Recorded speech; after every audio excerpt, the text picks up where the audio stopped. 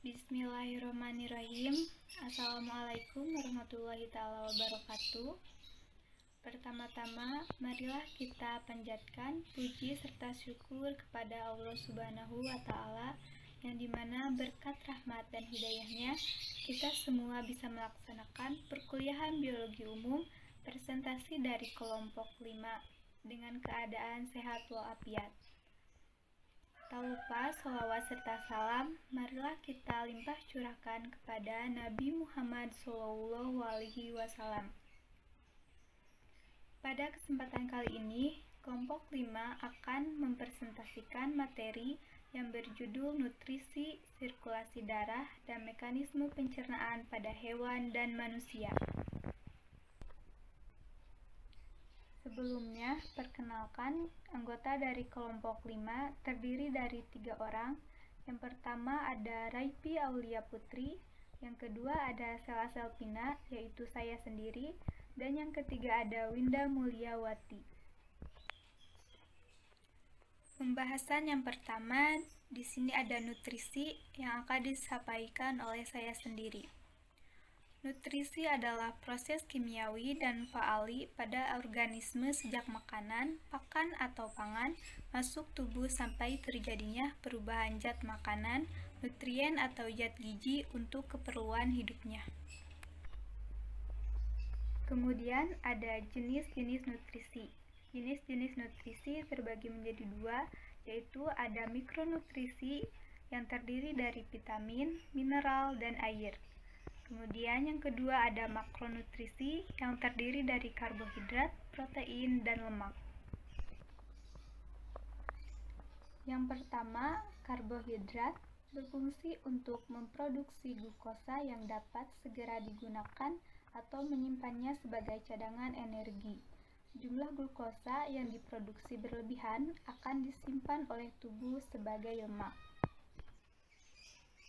Kedua, ada protein, berfungsi untuk membantu membangun serta memelihara jaringan otot, serta saraf lainnya yang berfungsi untuk memproduksi hormon yang berguna bagi tubuh.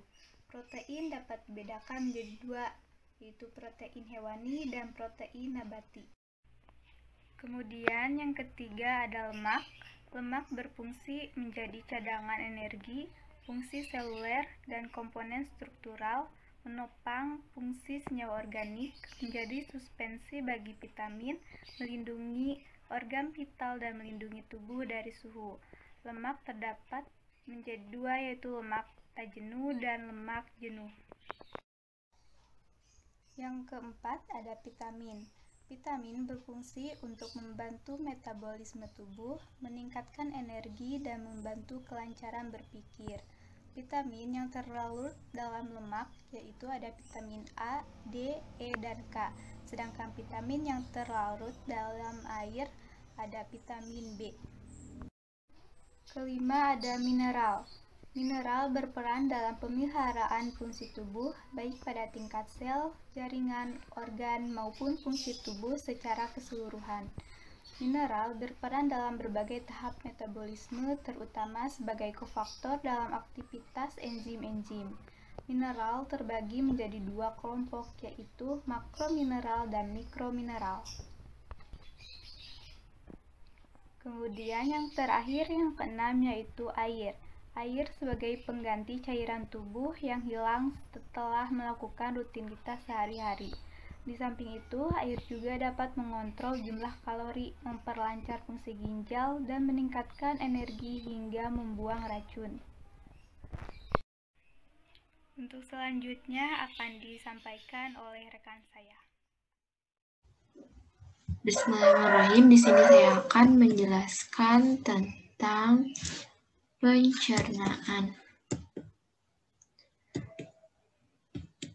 pencernaan manusia dan hewan. Pencernaan adalah suatu proses pemecahan nutrien dalam bentuk molekul besar menjadi molekul sederhana sehingga dapat diserap dan digunakan organisme untuk kelangsungan hidupnya. Jadi proses pencernaan dibagi menjadi dua, yaitu ada secara mekanisme atau secara pencernaan yang dilakukan oleh gigi di dalam mulut, kemudian ada juga secara kimiawi, yaitu pencernaan yang melibatkan enzim. Pencernaan kimiawi terjadi pada mulut, lambung, dan anus. Yang pertama, organ pencernaan manusia dimulai dengan rongga mulut. Di dalam rongga mulut terdapat gigi, yaitu untuk mencerna makanan secara mekanik. Kemudian, dan kelenjar ludah yang mengandung enzim pelitalin, yaitu untuk memecah amilum menjadi maltosa. Nah, di dalam mulut juga terdapat lidah, yaitu untuk berfungsi untuk melumatkan makanan serta dapat mengecap rasa makanan, karena lidah mengandung papila-papila yang dapat mengenali rasa. Kemudian ke kerongkongan. Kerongkongan berfungsi atau terjadi gerak peristaltik atau mendorong makanan ke lambung. Kemudian ada lambung. Nah, dari lambung atau yang sering disebut dengan ventriculus, yaitu pencernaan kimiawi dengan bantuan zat yang disekresikan lambung. Nah, di dalam lambung itu ada HCl yang menyebabkan pH menjadi asam, mengaktifkan pepsinogen menjadi pepsin dan membunuh mikroba. Kemudian ada pepsin, yaitu mengubah dari protein menjadi pepton. Kemudian ada renin, yaitu mengendapkan protein susu. Nah, kemudian ada hati, yaitu atau sering disebut juga dengan hepar. Nah, berfungsi untuk memproduksi empedu, yang mana fungsi empedu mengubah lemak menjadi emulsi lemak. Kemudian ada pankreas, itu menghasilkan getah pankreas yang terdiri dari bikarbonat, stearin, tripsin, dan amilase. Kemudian ada usus halus atau yang disebut dengan intestinum tenue. Nah, di dalam usus halus itu terdiri dari duodenum atau usus 12 jari, kemudian ada jejunum atau usus kosong. Nah, pada duodenum atau usus 12 jari, pencernaan kimiawi dengan getah empedu dan getah pankreas yang mengandung enzim, diantaranya ada enzim tripsin, amilase, lipase, dan lipase. Kemudian di dalam jejunum atau usus kosong itu terdiri dari enzim enterokinase yang berfungsi untuk mengaktifkan tripsin menjadi tripsinogen menjadi tripsin. Kemudian ada laktase, kemudian ada erepsin, ada maltase, dan ada lipase. Nah, kemudian ada usus besar. Usus besar atau yang disebut dengan intestinum crassum yang berfungsi untuk menyerap air, pembusukan makanan oleh Escherichia coli, kemudian menghasilkan vitamin K. Nah, yang terakhir itu ada anus, yaitu sebagai tempat keluar feses dari tubuh atau juga yang sering disebut dengan rektum. Kemudian ada proses pencernaan makanan meliputi hal-hal berikut. Yang pertama ada ingesti, kemudian ingesti yaitu pemasukan makanan ke dalam tubuh melalui mulut. Kemudian yang kedua ada mastikasi, yaitu proses mengunyah makanan oleh gigi. Kemudian ada deglutasi, yaitu disebut dengan proses menelan makanan di kerongkongan. Kemudian ada diktasi, pengubahan makanan menjadi molekul yang lebih sederhana dan bantuan enzim terhadap di lambung. Kemudian ada absorpsi, yaitu proses penyerapan dan terjadinya di usus halus. Kemudian ada defekasi, yaitu pengeluaran sisa makanan yang sudah tidak berguna. Nah, ada pencernaan hewan. Nah, pada pencernaan hewan, menurut tempat terjadinya pencernaan dibagi menjadi dua, yaitu ada pencernaan intrasel, yaitu yang terjadi di dalam sel, dan ada juga pencernaan ekstrasel atau di luar sel. Nah, pada pencernaan intrasel, contohnya itu pada protozoa. Nah, yang mana dimulai dengan makanan, kemudian makanan bergerak ke amoeba bergerak ke arah makanan, kemudian amoeba mengelilingi makanan tersebut dengan pseudopodium atau kaki semu, kemudian makanan tersebut terkurung oleh kaki semu tersebut, kemudian terbentuklah pakuala makanan, kemudian makanan dicerna dan diedarkan ke seluruh tubuh. Kemudian ada juga pencernaan ekstrasel, contohnya itu annelida. Nah, pada sistem pencernaan annelida itu sudah sempurna dimulai dari mulut, ke paring, kemudian ke esofagus, kemudian ke usus halus, dan terakhir ada di anus. Nah, berikut beberapa pencernaan dari hewan invertebrata seperti Porifera, Nematoda, Arthropoda, Arachnodermata, Mollusca, Insecta, Platyhelminthes, Trematoda, Nematelminthes. Kemudian ada juga pencernaan pada vertebrata yaitu seperti Pisces, amfibi, reptilia, apes, dan mamalia. Mungkin hanya sebagian dari hewan invertebrata maupun vertebrata. Nah, pada hewan invertebrata, yaitu contohnya ada Platyhelminthes. Nah, pada Platyhelminthes, sistem pencernaannya dimulai dari faring, kemudian ke rongga mulut, kemudian ke epitelium usus, kemudian ke vakuola makanan. Nah, pada saat sari-sari makanan diabsorpsi dan secara difusi masuk ke dalam jaringan-jaringan tubuh. Nah, sisa-sisa yang tidak dapat dicerna dikeluarkan melalui lubang mulut. Contohnya, Planaria sp. Kemudian ada Mollusca.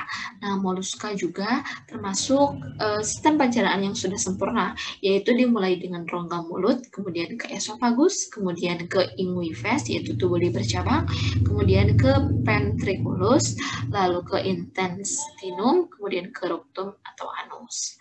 Nah, hewan selanjutnya itu ada Echinodermata. Nah, Echinodermata juga sudah memiliki sistem pencernaan yang sempurna, yaitu dimulai dari mulut ke periosma, kemudian ke esofagus, ke reticulum, dan selanjutnya ke intestinum, kemudian terakhir ke anus. Nah, kemudian ada hewan vertebrata. Nah, contohnya itu ada Pisces. Nah, pada Pisces, sistem pencernaannya sebenarnya sistem pencernaan pada Pisces yaitu dimulai dari rongga mulut atau vacuum oris, kemudian ke faring, kemudian ke esofagus, lalu ke kerongkongan, lambung, usus, dan kloaka. Kemudian pada hewan nah, selain itu juga ikan itu merupakan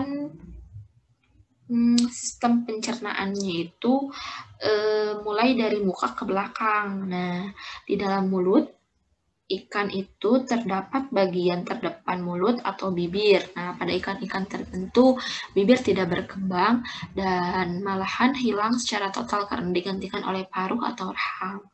Nah, pada ikan belanak atau tembakan, bibir berkembang dengan baik dan menebal. Kemudian rongga mulut, ya tadi dari bagian rongga mulut terdapat ruang yang disebut dengan rongga mulut. Rongga mulut ini berhubungan langsung dengan segmen paring. Nah, jadi pada ikan ini rongga mulut ini berhubungan langsung dengan segmen paring. Kemudian ke esofagus ya tadi. Nah, di esofagus itu permulaan dari saluran pencernaan yang berbentuk seperti pipa, mengandung lendir untuk membantu penolanan makanan. Pada ikan laut, esofagus berperan dalam penyerapan garam melalui difusi pasif, menyebabkan konsentrasi air laut yang diminum akan menurun ketika berada di lambung dan usus sehingga memudahkan penyerapan air oleh usus belakang dan rektum, yaitu proses osmoregulasi. Kemudian pada hewan reptil. Nah, sistem pencernaan makanan pada reptil meliputi saluran pencernaan dan kelenjar pencernaan. Jadi, proses pencernaannya itu ada dua ya, ada saluran pencernaan dan ada kelenjar pencernaan. Dimulai dari mulut, makanan akan diingesti ke dalam rongga mulut reptil yang akan mengalami pencernaan secara mekanik maupun kimiawi. Pada reptil pemakan daging atau karnivora, mulut dilengkapi dengan gigi-gigi yang tajam yang membantu menangkap objek makanannya. Sedangkan pada reptil herbivora terdapat gigi yang sederhana dalam rongga mulutnya. Nah, kemudian ke esofagus. Nah, di dalam esofagus pada reptil memiliki panjang yang bervarian, tergantung spesiesnya. Esofagus disusun atas sel-sel bersilia dan sel goblet yang menghasilkan lendir atau mukus. Kemudian saluran esofagus akan menghantarkan makanan dari mulut menuju lambung melalui gerakan peristaltik yang dibantu oleh otot-otot penyusun dinding esofagus. Kemudian ke ventriculus atau ke lambung.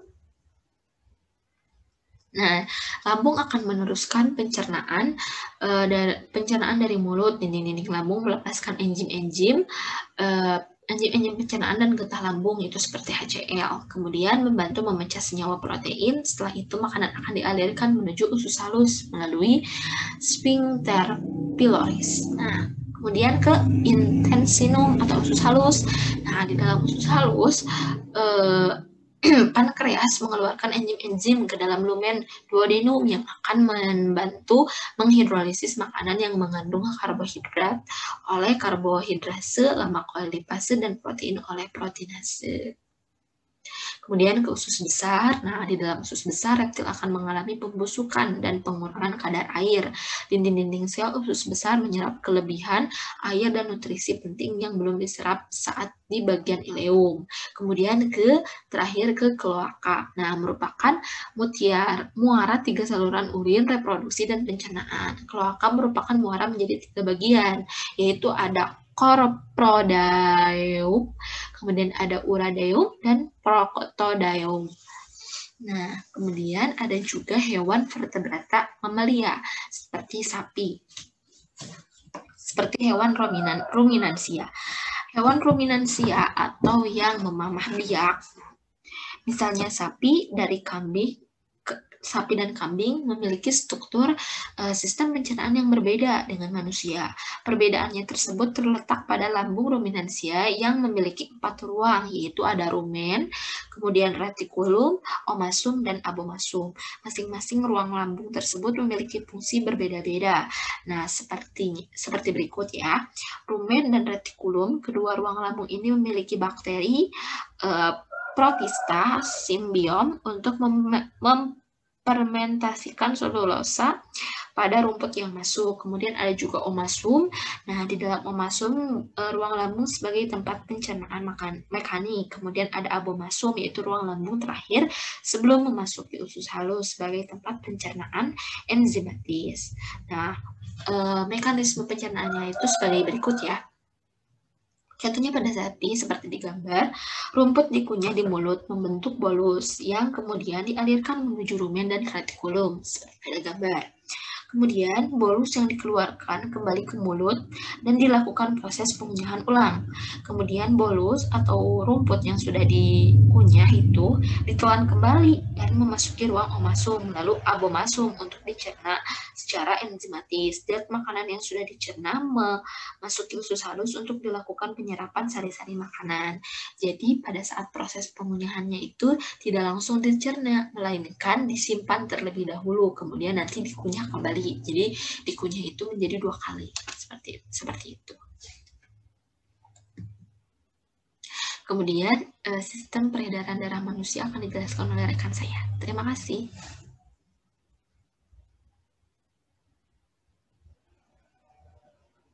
Selanjutnya itu ada sistem peredaran darah manusia. Sebelumnya, sistem peredaran darah atau sistem kardiovaskular itu terdiri dari berbagai organ yang memiliki fungsi berbeda-beda. Sistem organ ini memiliki tugas utama yaitu mengedarkan oksigen dan nutrisi ke seluruh sel dan jaringan tubuh. Selain itu, sistem peredaran darah manusia itu juga melibatkan berbagai organ dalam tubuh, diantaranya itu ada darah, pembuluh darah, dan juga jantung. Yang pertama itu ada darah. Darah itu merupakan komponen paling penting dari sistem peredaran darah manusia. Perannya itu adalah membawa nutrisi dan juga oksigen, hormon, dan antibodi ke seluruh tubuh, serta juga mengangkat zat beracun dan sisa metabolisme untuk dikeluarkan. Ada berbagai bagian darah pada manusia. Bisa dilihat di slide-nya. Yang pertama itu ada plasma. Komposisinya itu kan ada air, garam, terus ada protein darah. Nah, selanjutnya itu ada komponen sel. Nah, itu ada eritrosit atau sel darah merah, leukosit atau sel darah putih, dan juga keping darah. Nah, selanjutnya itu ada pembuluh darah. Pembuluh darah itu berfungsi untuk mengedarkan darah dari jantung ke berbagai organ dan jaringan tubuh atau sebaliknya. Pembuluh darah pada manusia itu terdiri dari 3 jenis. Yang pertama ada pembuluh darah nadi atau arteri, pembuluh darah balik atau vena, dan juga pembuluh darah kapiler. Arteri itu bertugas membawa darah bersih dari jantung menuju seluruh jaringan dan organ tubuh kecuali pembuluh darah arteri pulmonalis. Darah bersih ini dipompa keluar dari jantung melalui pembuluh darah utama atau aorta dari bilik kiri jantung. Lalu aorta itu bercabang menjadi pembuluh darah arteri yang kecil atau arteriol yang akan menyebar di seluruh bagian tubuh. Sedangkan pada vena, ia bekerja untuk membawa darah dari seluruh jaringan dan organ kembali ke jantung, baik dari seluruh tubuh ataupun paru-paru. Nah, sedangkan vena cava itu akan membawa darah kotor dari seluruh tubuh untuk dialirkan ke paru-paru dan ditukar dengan oksigen melalui proses pernafasan. Sedangkan vena pulmonalis itu membawa darah bersih dari paru-paru menuju jantung. Selanjutnya itu kan ada pembuluh darah kapiler. Itu merupakan pembuluh darah yang berfungsi sebagai tempat pertukaran sisa oksigen, karbon dioksida, nutrien, zat kimia, dan juga sisa-sisa metabolisme. Terus yang ketiga itu ada jantung. Jantung itu organ vital dalam tubuh manusia yang memiliki fungsi untuk memompa darah ke seluruh tubuh. Letaknya di mana? Letaknya itu ada di bagian tengah rongga dada, tepatnya di bagian belakang sisi kiri tulang dada. Ada 4 ruangan yang terbagi menjadi 2 bilik dan 2 serambi dengan peran yang berbeda. Serambi dari bilik kiri itu berisi darah bersih yang kaya akan oksigen, sedangkan bilik dan serambi kanan itu berisi darah kotor. Serambi kanan atau atrium dexter itu menerima darah yang mengandung CO2 dari seluruh tubuh. Bilik kanan atau ventrikel kanan itu dia memompa darah yang mengandung CO2 ke paru-paru. Serambi kiri atau atrium kiri itu menerima darah yang mengandung O2 dari paru-paru, dan bilik kiri atau ventrikel kiri itu memompa darah yang mengandung O2 ke seluruh tubuh. Mekanisme sistem peredaran darah manusia itu dibagi menjadi 2, ada peredaran darah kecil dan peredaran darah besar. Peredaran darah kecil itu adalah peredaran darah yang mencakup paru-paru. Perjalanannya, darah yang mengandung karbon dioksida itu yang berada di bilik kanan itu dipompa ke paru-paru. Nah, di sana itu terjadi pertukaran gas atau yang disebut dengan difusi yang mengubah CO2 itu menjadi O2 atau oksigen.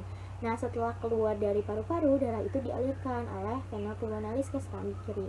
Nah, terus peredaran darah besar. Peredaran darah ini tuh dimulai dari darah yang mengandung oksigen itu dipompa oleh bilik kiri menuju seluruh tubuh melalui aorta.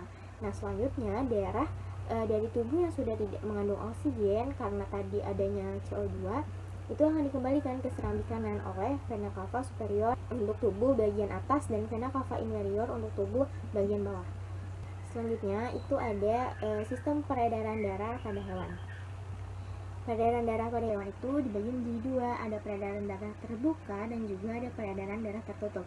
Di mana peredaran darah terbuka ini, darah yang mengalir ke seluruh tubuh itu tidak melalui pembuluh darah kapiler, sedangkan pembuluh darah tertutup itu darah yang mengalirnya itu dia melalui pembuluh darah kapiler. Peredaran darah terbuka itu contohnya pertama ada udang.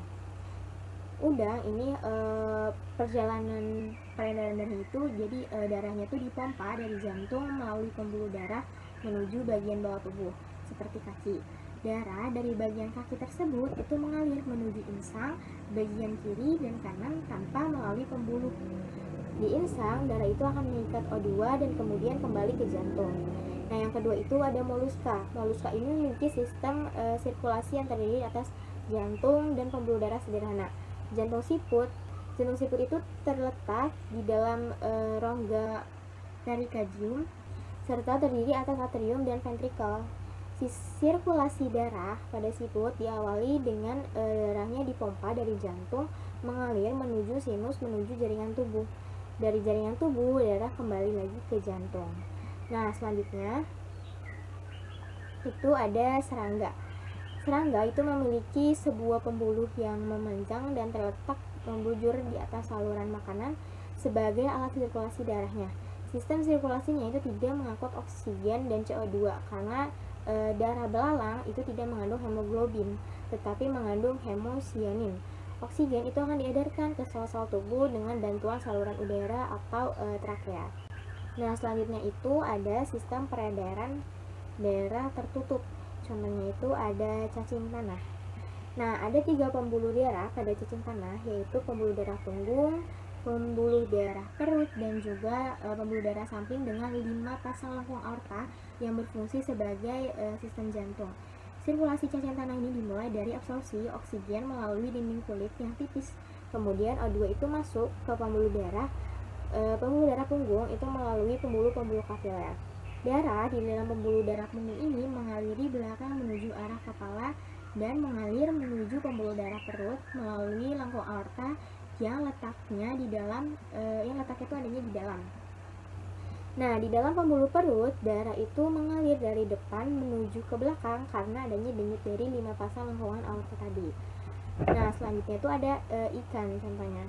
Ikan itu memiliki jantung yang terbagi menjadi 2 ruangan, yaitu ada atrium yang berdinding tipis dan ventricle yang berdinding tebal. Di antara serambi dan bilik terdapat sebuah katup. Sistem sirkulasinya itu dimulai dari jantung itu mengalirkan darah yang keluar melalui aorta ventral kemudian mengalir ke insang. Di dalam insang, aorta bercabang-cabang menjadi pembuluh-pembuluh yang lebih kecil atau pembuluh-pembuluh kapiler. Nah, pembuluh kapiler ini itu akan melepaskan CO2 ke dalam air dan mengambil O2 dari dalam air. Nah, dari pembuluh kapiler pada insang, darah akan mengalir menuju aorta melalui cabang-cabang aorta tersebut. Darah mengalir menuju pembuluh-pembuluh kapiler di seluruh tubuh. Selanjutnya, darah mengikat CO2 dari jaringan kemudian kembali menuju jantung melalui vena. Dalam satu kali peredaran, darah hanya satu kali beredar melalui jantung, sehingga sistem peredaran darah pada ikan itu disebut sistem peredaran darah tunggal. Terus selanjutnya itu ada katak. Jantung katak itu terdiri atas 2 buah serambi yang berdinding tipis dan sebuah bilik. Sistem sirkulasinya itu dimulai dari masuknya darah yang mengandung banyaknya O2 dari paru-paru ke serambi kiri, dan dari serambi itu masuk ke bilik sehingga terjadi percampuran antara darah yang mengandung O2 dan darah yang mengandung CO2. Darah yang mengandung CO2 itu berasal dari jaringan tubuh yang masuk melalui serambi kanan. Dari bilik, darah itu akan dipompa keluar menuju aorta. Aorta yang keluar dari bilik itu bercabang menjadi lengkungan aorta kanan dan lengkungan aorta kiri. Masing-masing lengkungan aorta itu bercabang menuju kepala, membentuk arteri utama menuju organ tubuh, serta bercabang menuju ke paru-paru dan juga kulit. Di paru-paru dan kulit, darah itu melepas CO2. Di paru-paru, darah mengambil O2 yang akhirnya akan dikirim kembali menuju serambi kiri melalui pembuluh balik paru-paru. Seperti itu. Sekian presentasi dari kelompok 5, kurang lebihnya mohon maaf. Wassalamualaikum warahmatullahi wabarakatuh.